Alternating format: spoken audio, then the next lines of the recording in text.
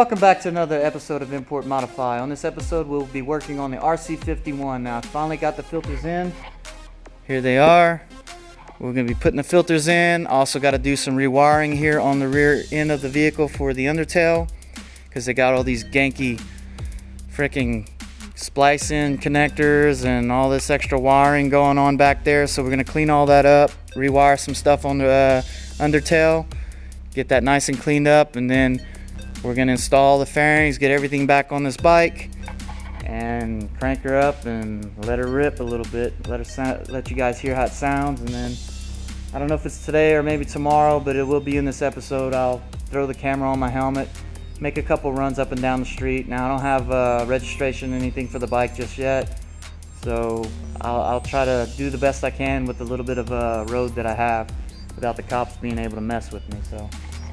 But yep, that's pretty much what we got going on. I was going to flush the radiator with the coolant, but time being and how I'm pressed with other things to do right now at the moment, looking at the coolant, it is really not that bad. It's nice and green colored, it's clean looking. So I just didn't have the time or the money just yet to go buy coolant and all that stuff like that. And I was going to do an oil change as well, but if you look at the oil itself is nice and clear, like it's brand new. So we should just be just fine like this for a little while. I'm going to run it like that for just a little bit, and then later on I'll flush the coolant system and do the oil change as well. But just for, organization's sake, I'm going to get this bike all back together because it's taking up space that I need. We're going to clean the fairings up, get it all mounted up. So that's pretty much what we got going on this episode. But without further ado, let's go ahead and get this thing going. Alright, so I got the K&N filters out of the box now, and here they are. Now they come with these foam inserts to put inside of them, but factory filters, they don't have them. And I had a new subscriber subscribe to my channel the other night, and he made a comment on the filters, and he mentioned that the stock air filters flow better than K&N filters. And I'm wondering if it's because these inserts restrict it more. I'm not sure, but being that the factory ones come with the inside hollowed out like that, I'm just going to install them this way as well. And I'm going to have to do some research on that to confirm that, but I did go ahead and buy the K&N filters. Now typically these cotton filters, they do flow better than the paper filters, which are inside here. So I've already spent the money on these things, and I'm not going to install these because I'm wondering if that's the reason he would say that. So I'm just going to install them like they are right here, and they did supply me with some bolts and some cotter pins to secure it in place. So that's pretty much what we got right there. And it is a simple, gave me some stickers to put on the airbox and whatnot, but it's as simple as putting them in right here in these inlets and just mounting them right here on the tabs in the back. So let's go ahead and do that.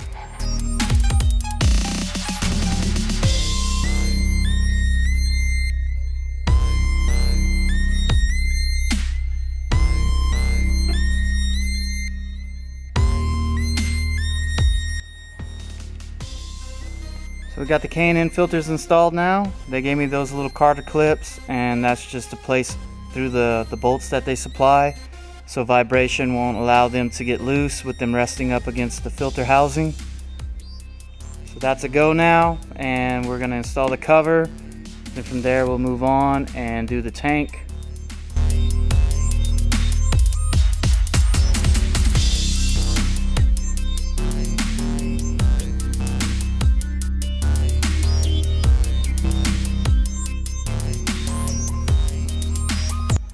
Alright, we're going to mount the tank now. Some vent hoses right here, return line and feed line. And also there is the connection right here for the electrical pump. So I'm going to go ahead now and try to get this thing fished in. And there's the banjo bolt as well for the main feed line. So let's go ahead and fish this thing in, get all these hoses connected, and move on from there.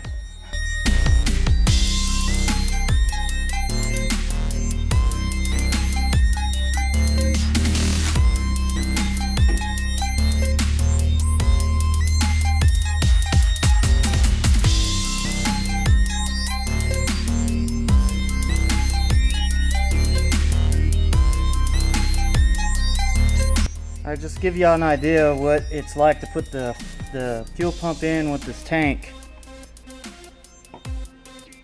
You got that banjo bolt right there that holds the main line.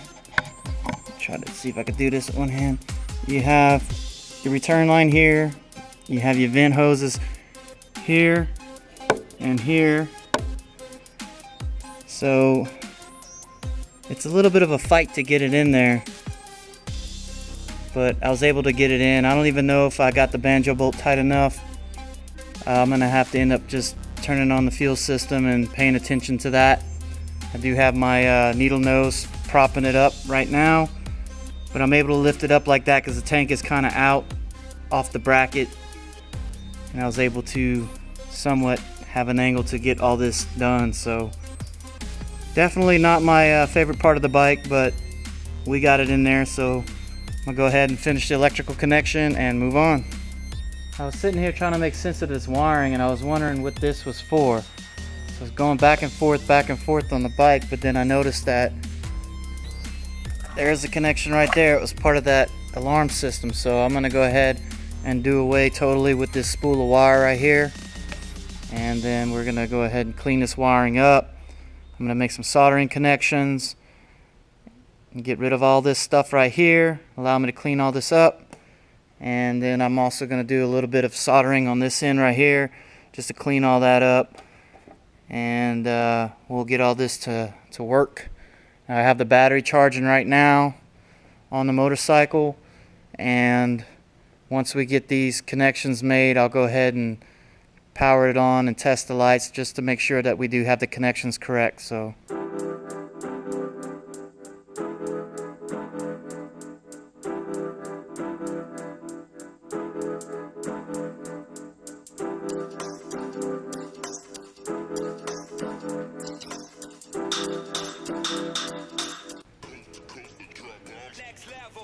I went ahead and I disconnected the negative battery post, because whenever I cut one of the wires it threw a little spark, and I'm pretty sure I just shorted a fuse out. So I'm gonna have to check the fuses and make sure that they aren't blown, but if they are, then I'm gonna have to replace it to move on here. But I'm trying to figure out exactly how this thing was wired, because there's a power in the ground here, and I'm thinking that this is the feed power for the alarm system, and if that is, we don't need that. So I'm gonna go ahead and eliminate this. And looking at the wires here, we have a blue and orange wire right here, and they're connected to these yellow wires right here. They're spliced in. So looking at the back right here, yellow wires right here and the yellow wires right there, so that is for the brake lights. And then they got them paralleled off into the turn signal, so it looks like it's the power feed for the lights. And then we have a white and brown right there. Here's the white and brown right here, so we know where those connections go. So I'm gonna go ahead, kind of clean all this up and resolder in some new wires. And then I'm gonna take these off right here, clean them up and solder in some wires. And I'm gonna look around and see if I have any like butt-in connectors, and see if I can utilize those, so that in the future, if I have to take the Undertail off, I could just release the connections and not have all this craziness going on in the back. So I'll go ahead and try to figure something out on this, and we'll move forward. Alright, I come up with a game plan, and what I'm gonna do is, here's the connections right here for the alarm system. I'm gonna utilize these connectors to make me a connector for the brake light system. And I took all the clips and stuff off, and I looked at my wiring schematic for the bike here. Here's the circuit right there for the rear brake light and turn signal assembly. And looking off the wiring diagram, these wires right here are for the brake light itself. This pair of wire right there is for a turn signal, and this pair of wire right here is for a turn signal. And I noticed that they had these wires right here clipped off, but nothing was connected to it. and I've been going through the wiring schematic to try to find out what they were for, but I'm not able to find it just yet. But at least we have a game plan now to carry on with the brake lights and turn signals. So I'm just going to use this end right here, solder all my connections in on this to this connector, and this connector here. I'm going to clean up a lot of this wiring and have this right here all connected to that, so that it'll just be a plug and play application. So that's pretty much what I came up with, and it's gonna take me a little bit to get this just right. So after I get something done, I'll show you a little bit of the work, and then I'll show you guys what it looks like in the end.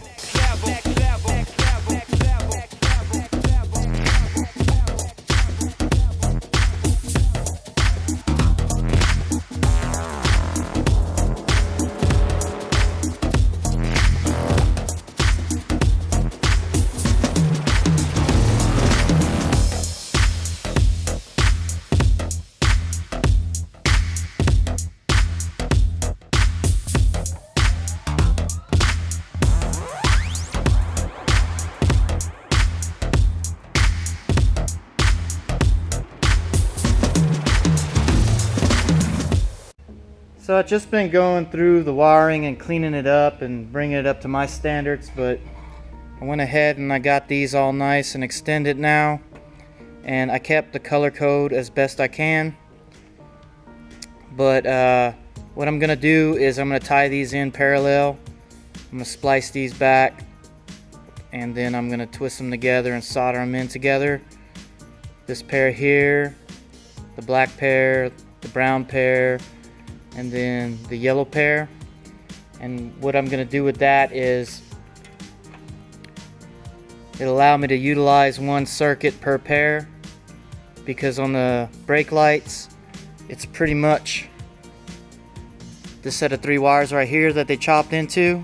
So we're just gonna parallel off of these 3 wires into 6 wires, 3 wires per brake light, and then that'll give us our brake light that we need. And then on these right here, I'm still gonna chop these wires, solder in some better wires, because they have some ganky solder connections here that half of it's actually exposed right there, and you can see the quality of it. It's crap. So I'm gonna chop these, and then I'll extend them with some good wires. And then for these turn signals, they tie into this right here. Like I said before, these 4 wires. You have a green and orange pairs for one, and then you have a light blue and green for the other turn signal.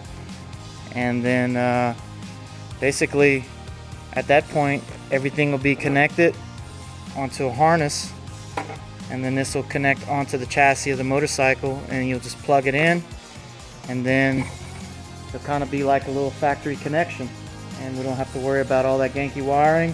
And then in the future, when I need to take it off, I just pull it down, disconnect it, and good to go. Alright, so I got it all spliced in now. Got the turn signals in and all the brake lights.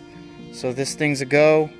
And I noticed the way that they had it wired up before, they were sharing grounds on certain circuits, but I'm not going to do that. I'm going to go off the schematics and do it right. But the only thing that I noticed that I did whenever I started cutting all the wires is I kind of forgot what color went to what wire. So whenever I go to connect it up, I'm just going to temporarily try to put the wires on the other connector, just kind of tie it off and find the right combination that I need for the brake lights in order for them to illuminate. And this one right here, I didn't splice it in because they were sharing this circuit with the turn signal circuits, and I'm guessing they were doing it to where the brake light blinks with the turn signal, and I'm not going to do it that way. I'm just going to have the turn signal blink by itself. So once I figure out exactly the configuration I need to do on the brake lights, I'll just finish heat shrinking that up. But pretty much good right now for this part of the wiring. So it's getting a little late. I started a little late today, think I'm gonna go ahead and call it the night, and then I'll get back in here tomorrow to finish up the wiring, test it all out, and then once that's all good, we'll clean up this rear end right here with all the relays and whatnot, make sure that that's all nice and neat, and then we'll continue on mounting the fairings and get this bike all together, and we'll get it cranked up and take her for a spin. See you guys tomorrow.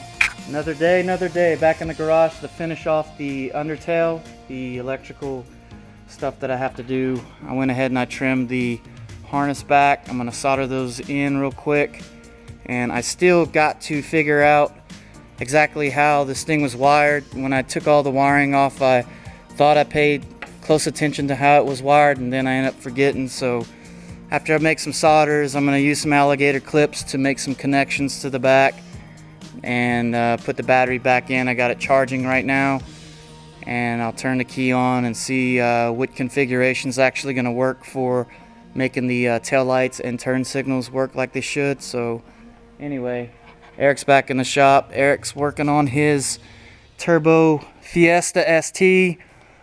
His exhaust keeps coming off of the studs back out of the turbo exhaust housing, so he's reattaching that back on. What do you got done to this thing, Eric? It was just a Mount Tune MRX kit. Most I see on it is 290, so it's not a real nasty setup, but it's pretty fun.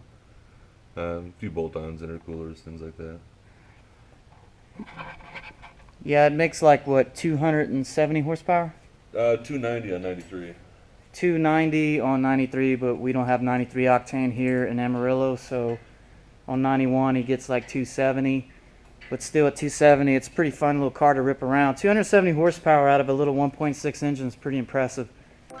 Alright, after replacing the fuse that I popped, finally got it figured out. So I have the alligator clips on this right here. The black one's your constant power, and how do I got it set up? The brown wire is the wire that is the switch ground. So now we have it to where it illuminates and brake. Works good. Just I forgot exactly how these were wired in, so it just took me a little bit of a time to figure it out. Now that we got that figured out, I'll go ahead and test out the turn signals next. And once I have it all figured how it needs to be wired in, we'll go ahead and attach this pigtail, and this part will be done. We can move on. Alright, I finally finished off all the wiring, so we're going to give it the test. So we're going to start with the left turn signal. Working. Right turn signal. Working. And then brakes.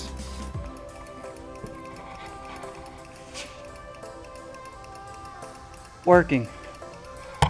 So we got all this figured out now. Everything's integrated into one pigtail. So I'm just going to take some electrical tape and make it all nice, and we can move on.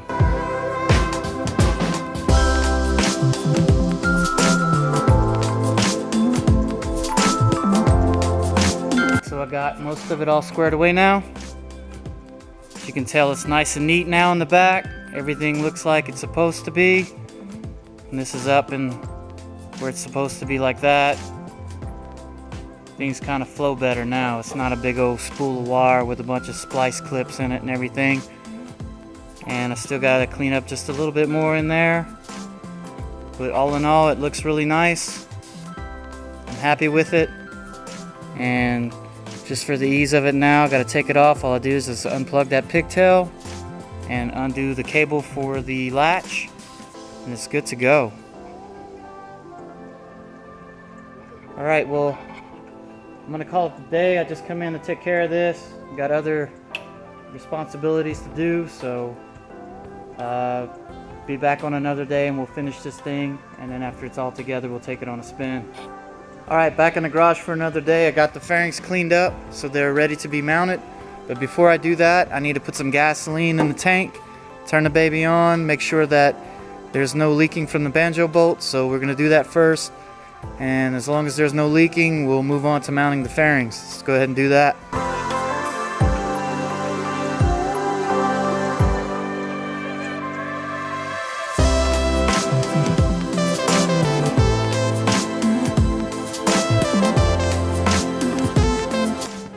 First order of business is I'm going to go ahead and attach the tank to the hinge right there. Grab my pin. There's where the tank mount is, and that's the hinge, so we're going to put that on, tighten it down, and then we'll start mounting the fairings back.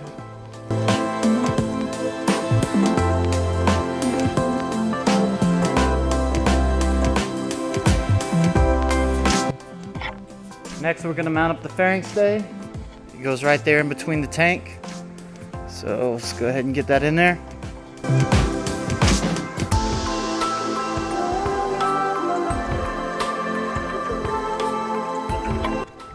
Tank is now secure. 2 bolts right there. 1 bolt on the hinge. So now we're going to get to getting the tail section on. Alright, it was just a little bit of a fight to get the undertail in place, but now that I got the undertail where it should be, just to give you an idea how clean this wiring looks now. I need to go back in with some more electrical tape. I ran out, but it's easy to get to now. Just take the rear cover off and I have access to everything. But that looks way better than it did before.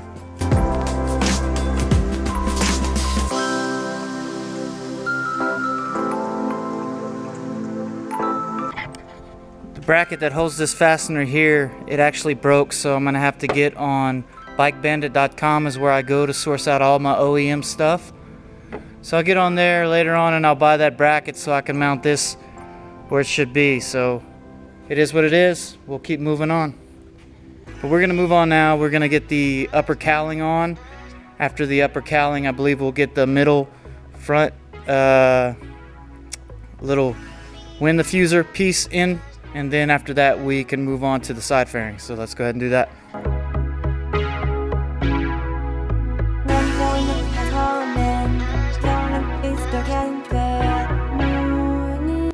Now it's a little bit tricky because you got some wiring from the harness that sits in a pocket right there.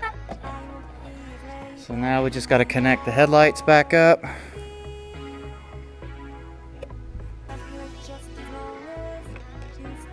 I'm gonna mount the side mirrors, just 2 bolts right there. They fasten right there, so let's get her done.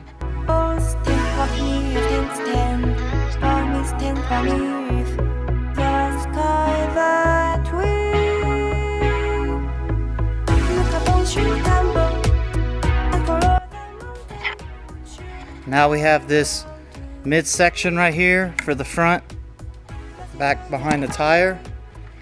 And it's just held in with these plastic clips, so we're gonna do that now. So this is what I was talking about, the clips.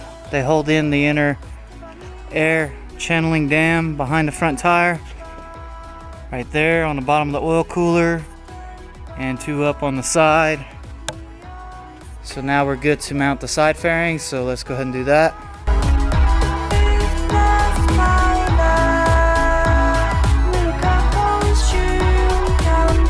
Now we got the side fairings on for the most part.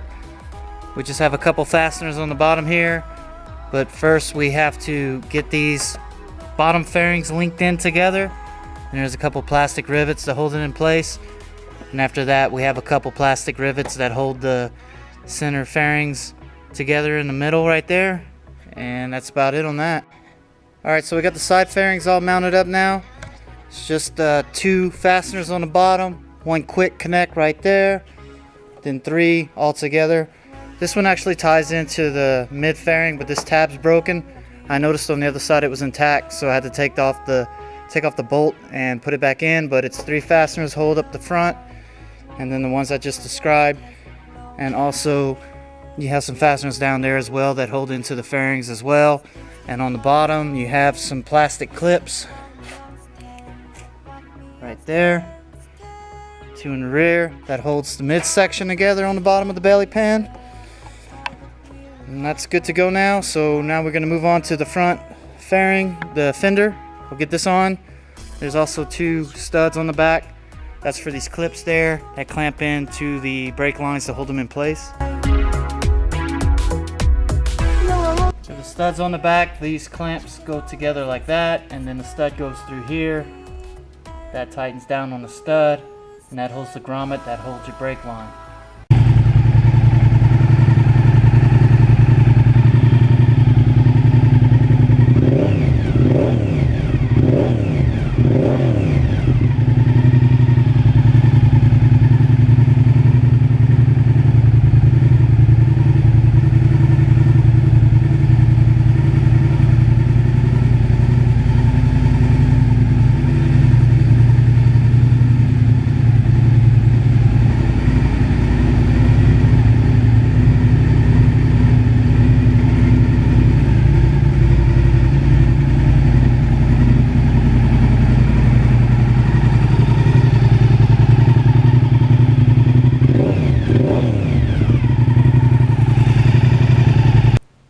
Alright guys, we're all caught up on the RC51 for now.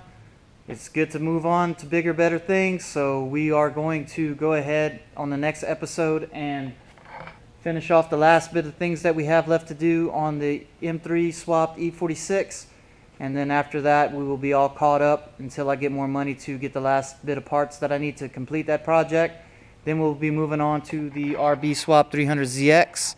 I know a lot of you guys have been waiting for this for quite some time, and I'm just as happy as you guys are to start this project. So here in the next episode or so, not the next episode, but the episode after the next, we will get started on this thing, and we'll start refreshing that engine up and getting things ready. And then also after that, we will start working on the chassis itself, getting things prepped up and figured out in the engine bay for getting this thing mounted in there. So I'm going to go ahead and wrap up this episode, and I know I told you guys that I would go ahead and do a quick rip on the bike, but thing is I see the cops patrolling the area around here, and I do not have the insurance or the registration on this motorcycle, and I just do not want to chance them taking my motorcycle away and also giving me a big fat ticket that's going to take away from money for the builds anyway. So I'm not going to go ahead and do that. Once I get the paperwork and the insurance on this, which will be in the near future, we'll do a full review on the motorcycle, and I'll also take a rip on my Z1000 as well, compare the two, because one is a V-twin, one's the inline 4, but they are both 1000 cc's, so they're a comparable bike. Anyway, I will go ahead and wrap up this episode so you guys know what to do. Like, comment, subscribe, and share, and I will see you guys on the next episode.